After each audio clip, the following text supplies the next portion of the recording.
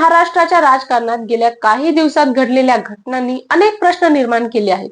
एका बाजूला पवनराजे निंबाळकर खून प्रकरणाचा निकाल, तर दुसऱ्या बाजूला विधान परिषद निवडणुकीत महायुतीचा मोठा विजय आणि त्याच वेळी धाराशिव खासदार ओमराजे निंबाळकर यांचा शिंदे गटात प्रवेश.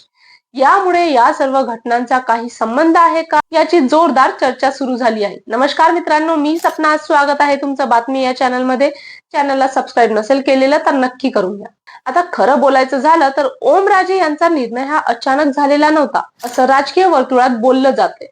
धाराशिव जिल्हा परिषद निवडणुकीत ठाकरे गटाला मोठा फटका बसला.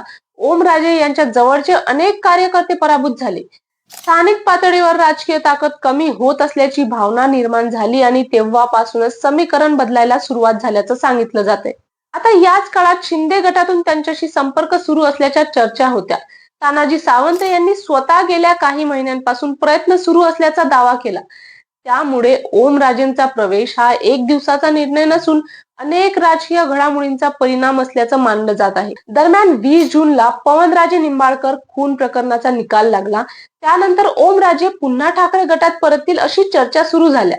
पण 21 जूनला कार्यकर्त्यांशी चर्चा केल्यानंतर त्यांनी थेट शिंदे गटात जाण्याची घोषणा केली. त्यामुळे सर्व चर्चांना पूर्णविराम मिळाला. विधान परिषद निवडणुकीच्या निकालात धाराशिव, लातूर, बीड मतदारसंघातून भाजपचे बसवराज पाटील तब्बल 721 मतांच्या फरकाने विजयी झाले.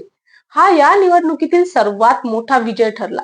विशेष म्हणजे महाविकास आघाडीच्या अपेक्षित मतांपेक्षा कमी मतं त्यांच्या उमेदवाराला मिळाल्यामुळे मतफुटीची चर्चा सुरू झाली. राजकीय वर्तुळात यांचं कनेक्शन ओमराजेंच्या निर्णयाशी जोडून पाहिलं जात आहे.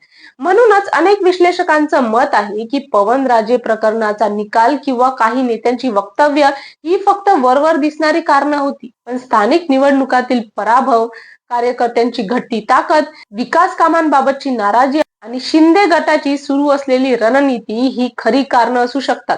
आता प्रश्न असा आहे की ओमराजेंच्या या निर्णयाचा धाराशिवच्या राजकारणावर आणि आगामी निवडणुकांवर नेमका काय परिणाम होणार, हे पाहणं खूप महत्वाचं ठरणार आहे.